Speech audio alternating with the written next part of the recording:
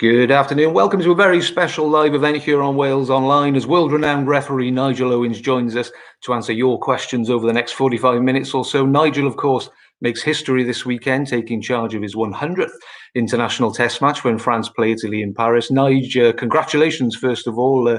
Hell of an achievement. You must be feeling pretty proud, pretty excited, maybe a bit old, I suppose, as we head into the weekend. Yeah, a bit of all of those, actually, to be honest. Yeah, it's a strange old feeling, really, to be honest. You know, yeah, you realise you're getting older when you get to sort of landmarks like this. I've never refereed to get to landmarks, but you know, when you get as close as that, you know, when I come out of the World Cup, or around 96, then did a Six Nations game.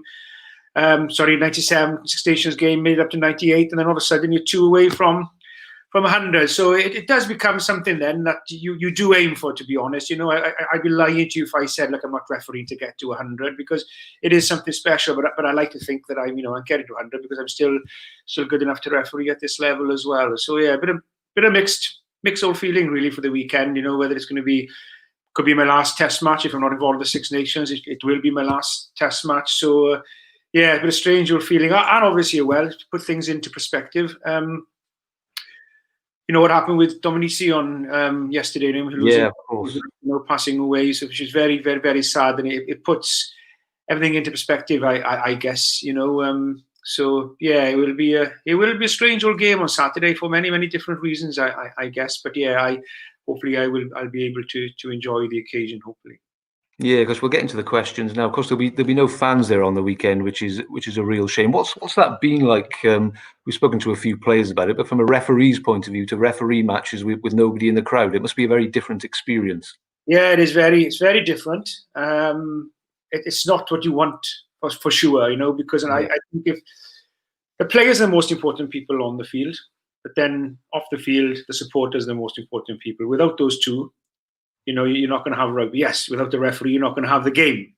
But those are the most important people, the players and the spectators. And that's what I think this has shown, how important spectators are.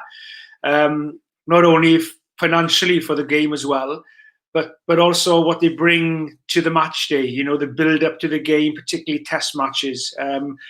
So it's very, very strange. But when you're on that field, I suppose, quite a bit like playing, when you're there refereeing, you've just got to concentrate and focus on what you've got to do for 80 minutes. So you then switch off from everything and you just do your job. But yeah, like it's one thing that this has proven. It's the spectators contribute hugely to making the game on the occasion. There is no doubt about that. So hopefully when all is well and safe to do so, sooner rather than later, hopefully that they'll be allowed back into the stadium. And even if that's at stages, you know, even if it's, you know, a few thousand, and then we build up as things get better, and hopefully a vaccine will be found.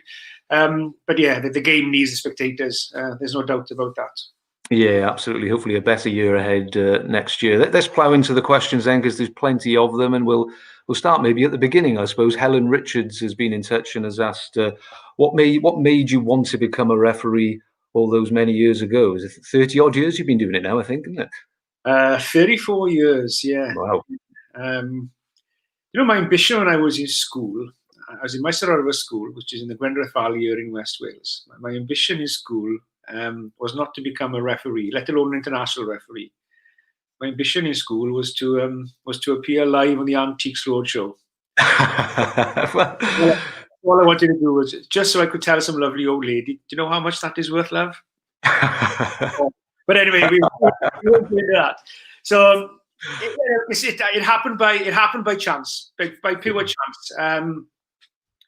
Just helped out refereeing some games in school, and that came about because I was playing for the first 15 in school. I was playing full back. I was hopeless. I was absolutely hopeless. And it was a bare 15, so I had to play because nobody else. And we hadn't gone a game all season because my Syrfa was a new Welsh-speaking school, so the numbers were just growing. You know, the years after that they became very strong, and as they are now, they're very, very strong. And I've always had a good rugby, you know, likes of Gareth Williams, Wales Sems, and now with the WIU, and Dwayne Peel, and now Kieran Hardy, obviously Welsh cap on the weekend as well. My Syrfa Bonneberan boy as well. And my cousin then, who plays for the Scarlets, Johan. So it's a very, very strong rugby school now. But back then, it was just beginning on its journey, and we hadn't won a game all season. My best mate, Craig Burnell, was the captain. My other best mate, Wayne Thomas, was the centre, good centre Wayne. Scored a try right underneath the posts against the Skull Griffith Jones in St Clair's to win the game. 12-all now, conversion to come, then to win the game. So I said to Craggs, my mate, I said, look, Craggs, I'll take this conversion now. You know, I kick this now, we win the game, and I'll be a legend in school. I won a game all season, so I lined up to take the conversion. It went closer to the corner flag than it did. The game finished 12-all. My mates would have speak me for a couple of days. And then the sports teacher, the late John Bunyan, unfortunately, it was such a great guy. Helped me in my refereeing, and, you know, as I said, coached the likes of Dwayne Peel and all those as well. He really was, you know, one of the true, genuine grassroots teachers, community guy in Bernarman as well, you know, and died at such a young age. And he said to me after the game in Welsh, he said, Nigel, he said, Nigel, for God's sake, will you go and referee or something, will you? And I said, okay, then I'll give it a go. And I went to give it a go, helped out refereeing some school games, and the rest is history, so they say. So that's how it all started. Yeah, absolutely. Probably maybe leads us into the next question, actually, from David Wong, who says that you've accomplished so much as a world-class referee. Would you trade it all to have become a top international player for Wales, maybe even just for one cap? You know, I don't think I would now, to be honest.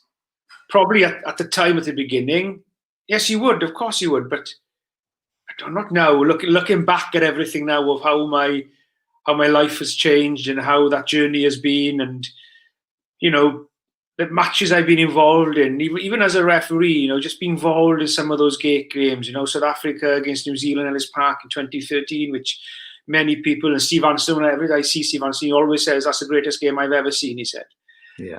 And a lot of the players will say the same as well. And so no, I don't think I would now, to be honest. It'd be very different to ask me when you're growing up. Of course it would be, but no, I don't think I'd change it.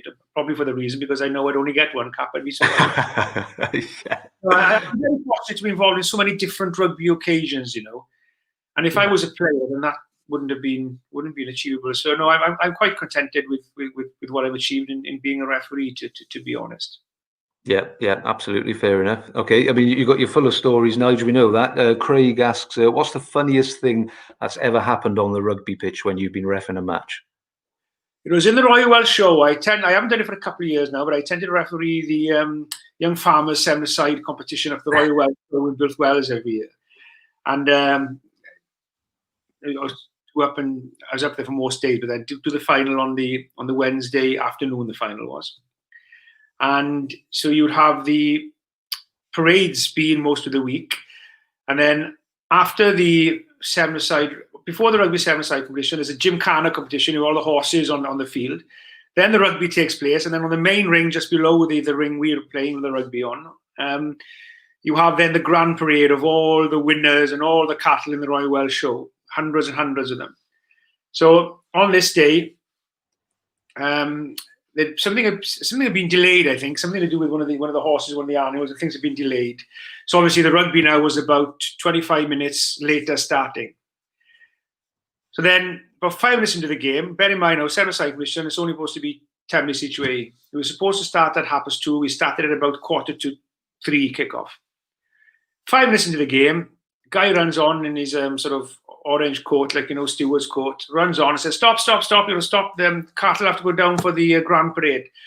So you literally had hundreds and hundreds of these beasts now walking down the field. We all stopped watching it, down to the other field now for the grand parade. So to stop now, so we carry on now, there's cow shit on the field everywhere, the bottom line of the young farmers being farmers.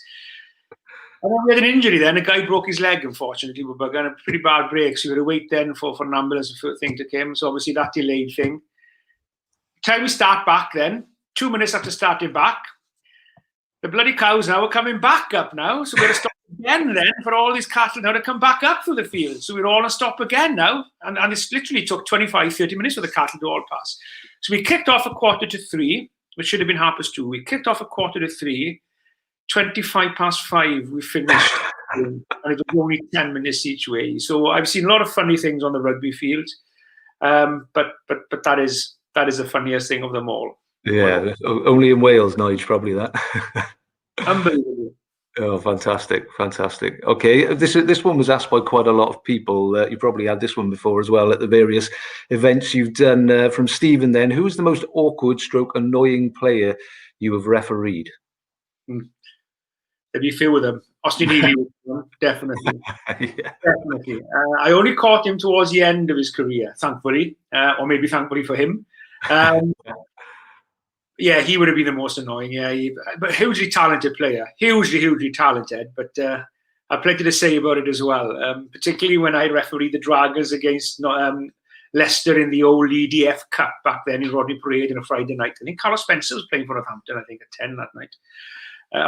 He was Northampton. He was sorry.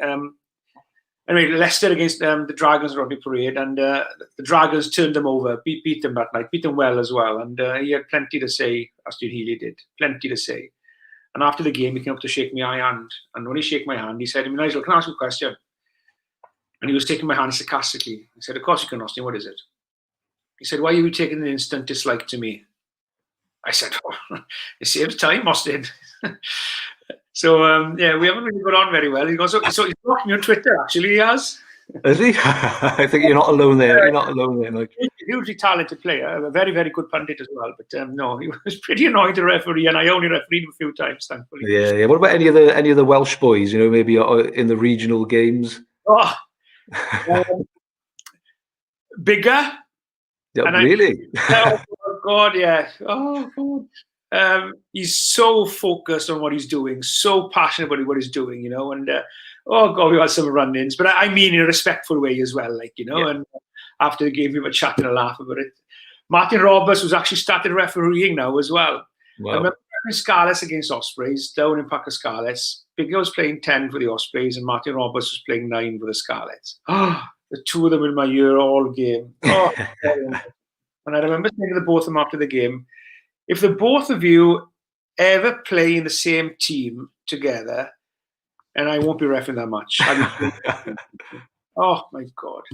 But then a bit of a running joke then, because Justin Tipperick, believe it or not, is quite a quiet guy, great, lovely guy, but he's got plenty to say on the field, particularly if I don't reward him when he thinks he should be rewarded for a jackal, or if I penalise him for an off his feet or something and he think he's not. So Big Girl always comes, tells me now, well, he's worse than me, and I say, yeah, he is.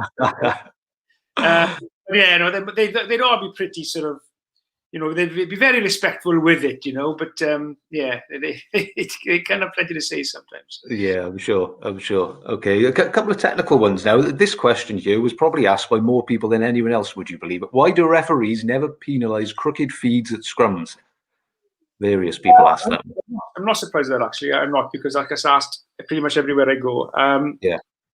And they're right. Look, we're not good as referee. We're not good enough as referees refereeing it. That's the simple answer. There are many reasons for that, don't get me wrong, because you can have so much problems now in the scrum, and you're focusing on the front row, the height, the binding. You know, especially if scrums have been a nightmare, you know, for some games, and you're focusing so much on the games and on the scrum in the game. The feed is down your checklist, you know. So, but that's not an excuse, but there is a contributing factor to it. And I look, at the end, the long and short of it is, we need to get back to referee the scrums better. We need to referee the feed in the scrums. There's no doubt. We don't do it, and we should be doing it. You've also got to ask the nines why put it in that way, you know, and probably we're going to do it. So, you know, we are. And that's one thing we always discuss it when we get together in camps as referees, and you know, that is something I would like to change. I would like to see it being refereed more, because it just needs to be fair contest, and everybody who talked about was on about it. Everybody, so it obviously is a bugbear for pretty much everybody in the game. So I agree, as referees, me included, we're just not good enough. We should be better at refereeing. Yeah. Scrums in general, like you say, they cause so much frustration for a lot of fans, you know, as is the dominance of modern defences. A lot of people at the moment, your old mate Jiffy being one of them, talking about how the game is turning boring, certainly compared to how it was maybe back in their day. How do you see that issue, given how long you've been reffing?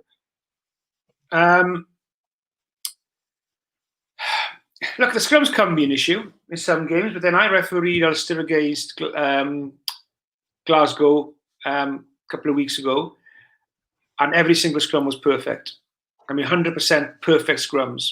Good contest, good height, not a single collapse, not a single reset, and not even, played on when the scrum was down, the ball was available. They were perfect. So that will tell you nothing wrong with the laws of the game, nothing wrong with the players' attitudes in that game. So if you have players who want to be positive in the scrum, and a referee who deals with the scrum if there are issues, then there should be nothing wrong with the scrum. So a lot of it comes down to, first things first, it's the player that collapses the scrum. It's the referee then that it's his issue then if he doesn't deal with it. And that can mean sort of, the setup of the scrum. That's when it all starts, the stability when you set up the scrum and everything. So there is nothing wrong with the scrums if you get the positiveness from the teams and you've got a referee who referees it. So, but yes, people are right. Sometimes in games, the scrums are a nightmare, and a lot of that is the players who cause the problems. But it's the referee's problem then if he doesn't do anything about it. And Jiffy has a point. There hasn't really been any that exciting games recently, has there? The odd 1 and 2 here and there. Yeah, I think maybe the lack of fans contributes as well, doesn't it? That's a very interesting point. Also, as well, what will be very interesting is there is that sort of mindset with everybody in the game, really, that when you're playing at home, you win most of the times. Unless you're one of the best sides in the world, then you're going to win away as well, obviously. But that home advantage, it'd be interesting to see now. When there's been enough games and when the crowds start back, how much of a away win ratio there's been during this time when there's been no crowds, and that'll be very, very interesting to see. So yeah, look, yeah, I think, I don't know, it's very difficult, if the laws haven't really changed that much, little things here and there. So if you look at some of the great games that's been more recently, I suppose as 2013 New Zealand, South Africa, for example, the laws haven't changed much then. And if I go back to more recently, I'm not saying this because I was refereeing the game, because at the end of the day, the players make the game, not me. But the semi-final in the World Cup, New Zealand, England, probably the best England have played, I think, probably. For many, many, many years, that's for sure. And without a doubt, the best game in the World Cup. There's no doubt about that. It was the best game of the World Cup. Well, that'll tell you, well, there's nothing wrong with the laws then, is there? If you have two teams who can produce a game like that. So, I think a lot of it comes down to the onus on the coaching and the players then, I think, in producing a game, where they contributes as well, obviously, and a referee contributes. A referee can never make a bad game good, never. But you certainly can spoil a good game, So, I think we do need to look at the bigger picture. When you can have brilliant games, then, it's obviously not the laws that are at fault then, isn't it, Yeah, absolutely. Okay, quite a personal one now. Something you've talked about a lot, really, over the years, and from David Jenkins here. What do you think now when you look back on your mental health difficulties and your suicide attempt that you've talked about many years ago now? How do you look back on that time of your life now? Yeah, look, it's a hugely regrettable time of my life. Something that I have to live with for the rest of my life. Something that I will regret for what I put my mum and dad and family and friends through that difficult time. Where when I left that note and they thought they were never going to see me again, and that's something I have to live with and something I regret. It also has contributed to who I am today. My values and my moral compass and my value of respect to people hasn't changed. It's always been who I am. But my outlook on life, getting a second chance, and that's what really hurts me, when people don't get that second chance. People who take their own lives and don't get that second chance, because if they get a second chance, they sometimes realize then that life is worth living. But when you're in that dark place, you don't see it like that. You're in that dark place. You actually, and some people who say that people who commit suicide are very, very selfish. Maybe we are, but you don't see it like that at the time. You're in that dark place, and you actually believe that the people that matter most to you and you matter most to them are going to be better off without you in their lives. But but they're not, because when somebody does take their own life, that family, particularly their mum and dads or brother or sisters, or sons or daughters, their lives will never be the same again. Their lives are changed forever. They'll never get over it. They may well learn to live with it and deal with it, but they'll never ever get over it. But you don't see it like that at the time. It's only when you get the second chance you sometimes realize, actually I'm not a burden. They need me in their lives, and that's changed my outlook a lot, really. When I go into a game now, the last thing I want to do is make a mistake or miss a forward pass or a knock on. I don't go into the attitude, I don't care. I've been through difficult times in life. Missing a forward pass or a knock on is nothing. I do care. If I didn't care, then I wouldn't be doing my job as a referee. And even on Saturday for my 100th game, I would go out there to do my best and to learn and continue to improve. Whether there'll be an international after it, who knows? But still, I'll do it to continue to learn and be better. But I also then, put things in perspective as well, if you do miss a knock on or a forward pass, just through humanly impossible to avoid an error, then there are things in life that are much more important. And I think this is what this difficult time now, I think, has made a lot of people realize that the things in life that are important, not to take things for granted in life, to spend time with the people that matter to you most, to make the most of life. Yes, it can be difficult. Even now, I go through difficult times even now. You get days when you're just feeling down, you feel the weight of the world's against you, and pressures of refereeing, pressures of work at home here on the farm. I had a TB test on Monday. I've got to wait for the results now tomorrow. I tell you, it was horrendous. Sleepless nights, not knowing if I'm going to, some cows, if they go down with TB, then those cattle involved will have to get slaughtered. And if they're in calf and due to calve pretty soon, they'll have to be slaughtered here on the farm. So it's horrible, horrible thing, when farmers have to go through. Which affects their mental health and well-being as well. So, there are difficult times in life still, but it has made me sort of, I suppose, a stronger person to be able to deal with those difficult times that come along and to put things in perspective. And to me, the biggest lesson for me, and I would say to anybody who's listening here, or anybody knows somebody who's going through a tough time, is you're not alone. We've all been through it. We're all going through it, and many of us will still go through it. But the important thing is that you accept that there are issues that you need to deal with. And when you've accepted that there are issues you need to deal with, then you can go on to the next stage of what you're going to do about it. And that's hugely important, that you do seek help about it, whether it's professional help, speaking to a family member, a friend, a stranger, people in work, people in your sporting club, whatever it is. If there are things that are getting you down, accept that they are, and then be open and speak about it. It's not easy. Of course, it's not easy. I've been there myself, but that is the way you get through it. It is, life is worth living, believe me, no matter how testing times can be sometimes. It certainly is. So, don't ever feel that it's not. Yeah. Do you ever worry about the younger referees coming through, Nigel? I'm thinking particularly about social media can be such a horrendous place. I mean, I dare say you don't referee a game without getting some form of abuse off somebody on Twitter or the like. I suppose you've grown a thick skin over the years. You've been through a lot and learned how to cope with things. But younger guys, I suppose it could be difficult if you're new to it to read that sort of stuff about yourself. Yeah, it is. I think, though, if it's not in you as a referee to be able to deal with the abuse that comes along your way, although some of it sometimes is totally unacceptable and becomes very personal, particularly now with social media, they have a platform to hide behind. And, I've blocked a few people on Twitter because of their unacceptable abuse. If somebody calls me a cheat or starts calling me homophobic names and stuff like that, then I'm sorry. I don't need you on my social media platform. If you don't disagree with the decision in a constructive way, and I've had people say to me, "Look, Nigel, I didn't think you refereed very well today. I thought you did a couple of things wrong." I won't block those people because sometimes they're right. Sometimes I do get things wrong. Sometimes I do have a game where I thought, I didn't referee that as well as I should have today. The standards that I expect from myself as well. And those people are not blocked. The ones who then start saying, you're a cheat, you're calling you names and stuff like that, then sorry, no, they're blocked. And they go, Nigel, I always can't take criticism. Of course I can take criticism, but I'm not going to take personal abuse from you. Don't call me a cheat, because that's one thing I certainly am not. And And that is something that younger referees will have to learn to deal with.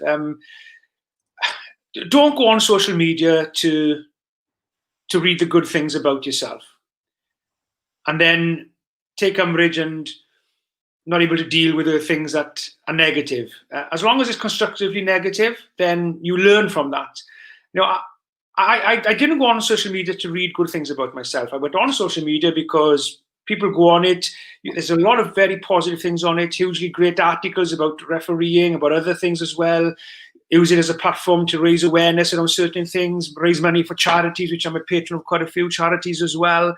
And I do read things on it. I sometimes read the good and the bad, and I don't ignore the bad.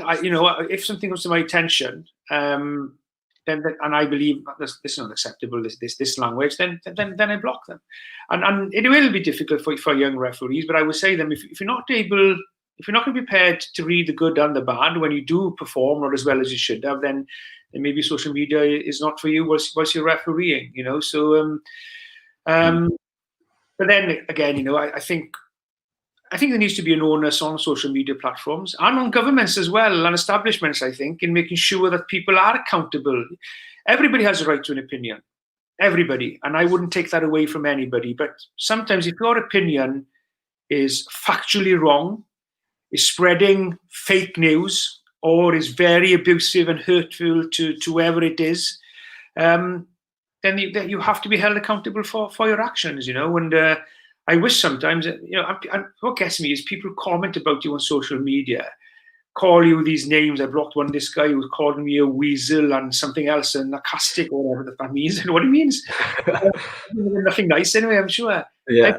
I thought, don't call me these things. You don't even know me, Come on here, have a discussion, ask a question or a decision you disagree about, and I'll be respectful and answer you, honestly and truthfully. So yeah, social media has a lot of positives. It has some negatives as well, and that's something that the modern referee will have to deal with. The pressures of being scrutinised by now anybody in Joe Public, as well as their mentors and their peers and people involved in the game. Yeah. Okay. Well, one more personal one, Nigel, before we move back to rugby matters, from Christine Smith. Would you like to have a family one day? She says you'd make a brilliant dad. Glenn Jackson always tells me that. Glenn Jackson worked in 2015, and his family came over, and I was playing cards with the kids sometimes. We were playing game of Tip-Bit. I was learning him to play, and my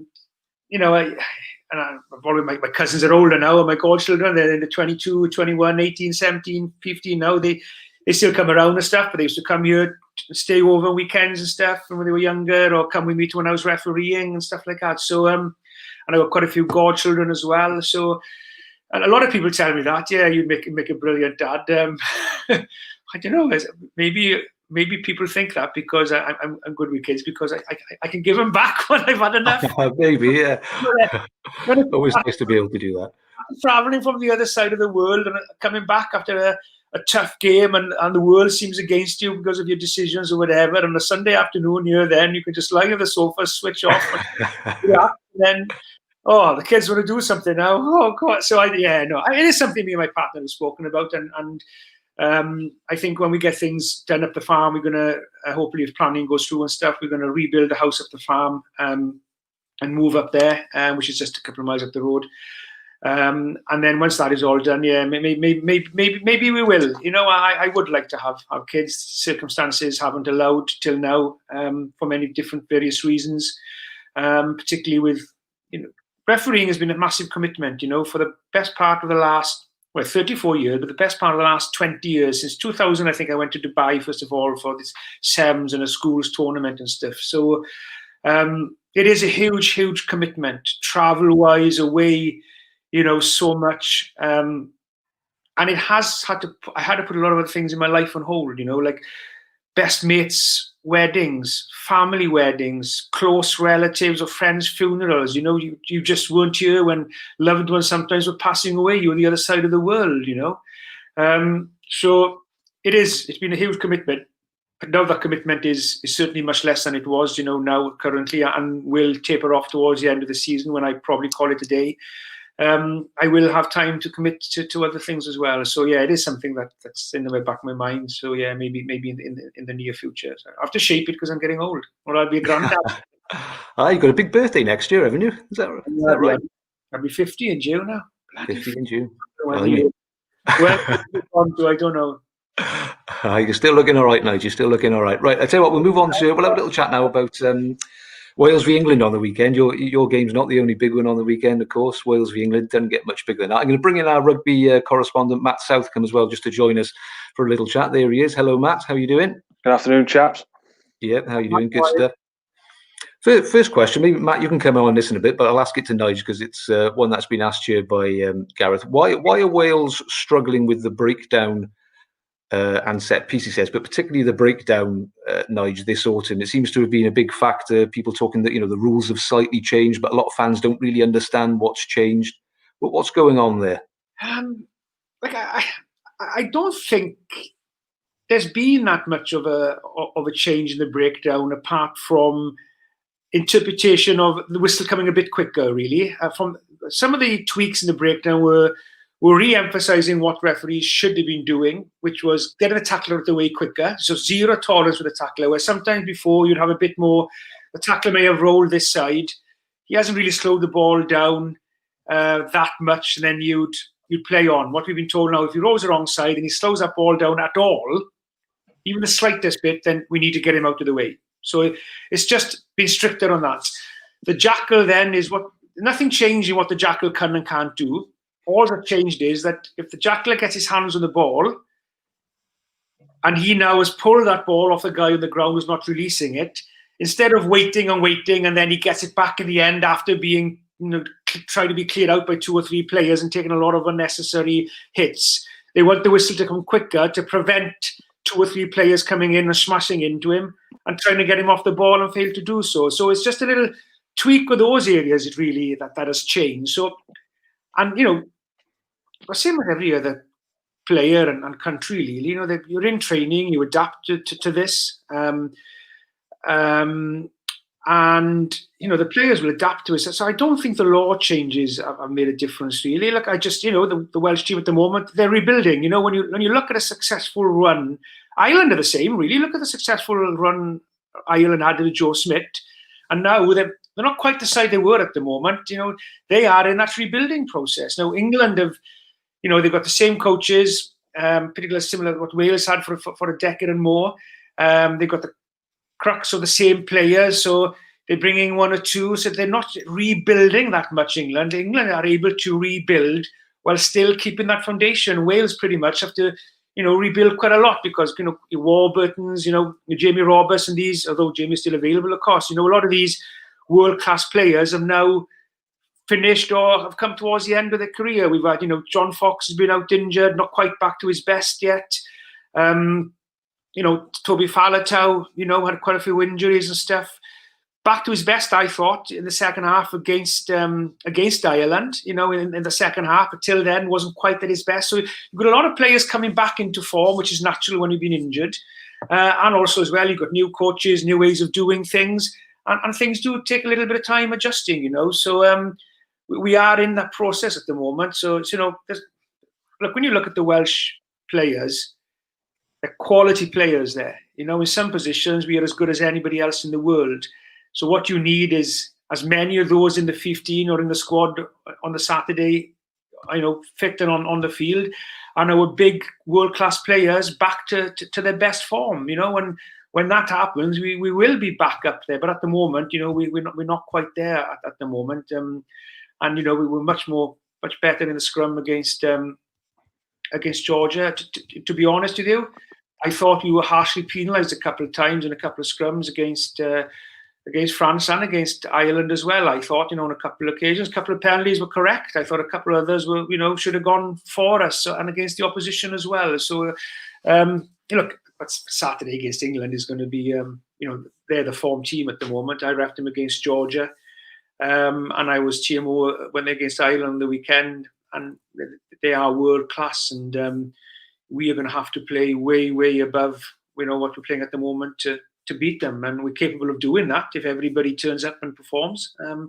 but it's going to be one hell of a challenge because they are a very, very strong and a very, very good side all the way through. They can, they're not just the England of old where good set piece, strong maul, big ball carriers, there's a little bit of class behind as well. Johnny May, when these players scored in that try in the weekend. So it's going to be one hell of a battle on Saturday, that's for sure. Yeah, absolutely. Matt, Peter Landon has asked, what do you think is Wales' best starting 15? What team do we think Pivac should go for this game then? The announcement tomorrow lunchtime. Yeah, well, he's obviously he's had a plan so far in this autumn, and he's stuck to it. Now Saturday is all about feeling your best team, as Nigel touched on. I think you can make a very good argument for England being the best team in the world right now. And I think Welsh fans need to perhaps accept that we are in a different sort of place in our journey, so to speak. We're trying to develop a new way of playing, getting used to new coaches. So I think you've got to name your strongest side. So you go with what that is. If I was going to do it off the top of my head, I think the back three would be Lee Halfpenny, Liam Williams on one wing and Josh Adams on the other. Louis Rees-Zammit would have a case, but I just felt like against Georgia, I don't want to say he felt the pace a little bit, but Test rugby's different, and a number of the players against Georgia started to sort of get a bit more sluggish in that last 10 minutes. So wouldn't mind seeing him come off the bench maybe. I think they've got a bit of an issue at 13 with Jonathan Davis if he's looking like he's not going to make it. Then it comes down to, I think your best centres are Owen Watkin and Johnny Williams, I think, has got a really good case to start at 12. Now, Owen Watkin is a 12, but played very well in the World Cup quarter-final against France in that 13 channel when Jonathan Davis was out injured. So, I know Nick Tompkins has got a claim to that position as well, but I don't think he's in the best of form at the moment. So I think if you run with Owen Watkin there, I think that could work. And back in at half-backs, I think you go with Webb and Biggar. I know there will be a clamour for Callum Sheedy to be involved from the start, but I think Biggar just brings that element of control. Playing against England, I think we've got to accept that Wales are going to be on the back foot quite a lot. In Dan Biggar, you've got someone who's got that grit, has done it many times before. Will put his body on the line for a fly half, to levels that a lot of others won't, and will kick very well.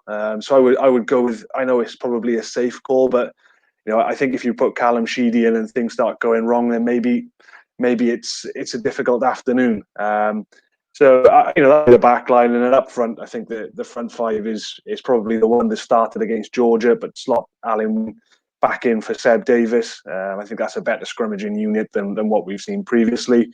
And then the back row, if we're talking about Navidi being fit, then he comes straight back in. Taulube Faletau at number 8, I think, as Nigel touched on, started coming back to some of his better stuff in the second half in Dublin. And then obviously, of course, Justin Tippitt, if he can make it, but I don't think the signs are particularly promising there. Which I guess leaves you with Shane Lewis, who, given the way he's performed in the first few games of the campaign, I think deserves a start. Yeah, okay. I won't make you remember that whole team, Nige, but did you go along with that? What do you think about the halfbacks? Would you bring your old mate Biggar back in? Yeah, I think so against England, and then Sheedy pretty quick off the bench as well. Then I think when opportunity comes along, not that you want to put Biggar on and take him off, quickly, but I would with England. I think because this is a massive game. There's a lot of pressure on you. I would go with Webb and Biggar on that, and Gareth Davis then off the bench. Or vice versa, really, with those two. There's not much to choose between the both of them, to be honest, isn't there? I would, don't ask me where, but I would be putting Rees-Zammit in. Oh, Zammit Rees. No, is it Rees? Rees-Zammit, yeah. Rees-Zammit. I'd be putting Rees-Zammit in, I think. He's performed for Gloucester now the last sort of 12, 16 months, as he, scored a try in the weekend. Looked sharp as well, I thought, when he got the ball on the few occasions he got the ball. So, to me, I think he's good enough, I think, from what I've seen. A little bit like Josh Adams was, when Josh Adams was not getting picked for Wales, but put in a performance in Worcester. And I think Sammy Rees is the same now. So yeah, I'd put him in. I would, to be honest. then I would go along with what he said in the front row. Shane Lewis-Hughes is a tough one, really. Whether Tipperick is going to be fit or not, but Shane Lewis-Hughes is a good player. He's going to be, I think, one of the stalwarts of the Welsh team for quite a few years to come. I think he's got a little bit of edge about him as well, and strong as well. So I think you need somebody like him against England. I think. Again, it goes down to guess, and again, the coaches will know the best here because they wouldn't be doing it otherwise. You've got to ask yourself, if Tips is not 100% correct, Navidi hasn't played and coming back from injury, then you're putting two players in now who not at the 100% maybe, when you do have players who are 100%. So that's the balance that the coaches will know the best call on that, and that's something that they need to bear in mind and get right as well. Yeah, okay, and we're wary of time, so I'll ask you both for a prediction on the game, and we'll just get through a few more questions after that. Nigel, Matt, what do you think? Any hope? Not a great deal, really, to be honest, from my point of view. As I touched on, teams are in different places in their journeys. We're struggling at the moment. It's difficult not to predict an English victory, unfortunately. There's always hope. That's the main thing. There's always hope. And particularly, when Wales play England, it does add to the occasion. It does level things out a little bit. My heart said Wales, of course it is, but I think England will be too strong for us. I think we're going to have to really play above anything we played in the last few games to beat England on Saturday. They just are too good. They beat Ireland comfortably on Saturday. Ireland beat us comfortably in Dublin. I know it's all swings and roundabouts, but no, I'm afraid my head says England for this one. I think I'm afraid they're just too good at the moment. Yeah, but I don't think too many people. Everybody performs, then of course it could be. You never know. You never know. Okay, well, Matt, thanks for joining us briefly there. Appreciate that. We'll see you soon. Nigel, we'll just crack through a last few questions, if that's okay. Yeah. One here from Justin, an interesting one. It says, hi, Nigel, if Wales were to make the 2023 World Cup final, who would you like to see refereeing the match? I suppose what he's asking you is, who, apart from your good self, of course, do you think is the best ref? I won't be there in 2023. I can tell you that. Yeah. Who's the best ref out there, then, apart from yourself? It's very difficult on refereeing because you can have a referee who referees 2 or 3 games. The games go well, and he's the best referee performing on those weekends. And then you could have another referee maybe who's performing a couple of weeks later. Those games go well, and then the other referee was performing well. These 2 games don't quite, and it's quite a swings and roundabouts. So you always have like a top 4, top 5 really, because any of those top 4 or 5 are quite capable of being in that pole position. But yeah, like Wayne Barnes for me is refereeing very, very well at the moment. So if you were picking a World Cup final referee tomorrow, then you'd be picking Wayne Barnes, I would think. Then you've got the likes of Jacob Piper, a couple of younger referees, Ben O'Keefe in New Zealand. Will be hopefully will be there or thereabouts in 2023. You've got a couple of youngsters coming through. Andy Brace in Ireland, from Cardiff, but living in Ireland. I've tried to get him back to Wales to referee, but I failed. He'll be one for the future as well. But yeah, if you're picking a World Cup final referee tomorrow, then yeah, I'd be picking Wayne Barnes in for the final tomorrow. I would, to be honest, I would. He's a great referee, great guy.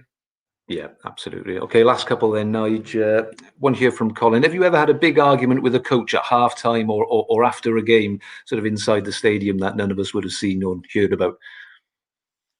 Yeah, there's been a couple of bloody banging on the doors, I remember coming off the Ospreys Scarlets one game, half-time, and walking into the changing rooms, and Sean Hawley's sort of walking behind me. And as I turned into my changing rooms, he was coaching the Ospreys at the time, or one of the coaches there. And he shouts out, are we going to get any rewards in the scrum today or what? And I just turned back and said, yes, of course. Tell them the scrum is legal and you'll get the rewards. There's been quite a few parties, a few coaches shaking their head when he come off half-time with the emotion, the pressure of it all. I remember Frank Harden, Scotland, Italy years ago. There was a wooden spoon game out in Rome. And Italy beat them, and Scotland landed up with a wooden spoon. Frank Harden knocked the change room door, and he said, "Nigel, you made a mistake. You made a mistake today. Cost us the wooden spoon. Gave us the wooden spoon." He said. I said, "Oh yes." He said, "Yeah, that mistake in the last 10 minutes. Sorry, that mistake. He said first 10 minutes of the second half. He said, I said, all right. I said, how many kicks at goal did outside half miss today? He said 2. He said, what about the knock on just before the try line? Yes, he said. And I said, what about when he should have passed the ball? You would have scored a try, but he decided to go himself and he got tackled short. Yes, he said. I said, well, that's 4 mistakes. And I made 1. I said, now, there's the door. Fantastic. That's the way to tell him. Okay, final one then, mate. Which sums it up nicely, I suppose, from Marilyn. When will you hang up your whistle exactly, Nigel, and what do you plan to do afterwards? I know you've said this is your last season of international rugby, and potentially this weekend's game could be your last, but I'm assuming you're very keen to referee during the Six Nations. Will you continue reffing at club level after that? Yeah, I'm. Hopefully I'm available for the Six Nations. So hopefully, it's a bit strange. You're finishing halfway through the season, really. So I will naturally finish refereeing at the end of the season professionally. Whether I'll be involved in Pro 14 next year, I don't know yet. I'd like to be, as long as I'm still performing well, because I do enjoy refereeing in the Pro 14. I've only refereed 2 games there so far this year. I'd like to referee more in it.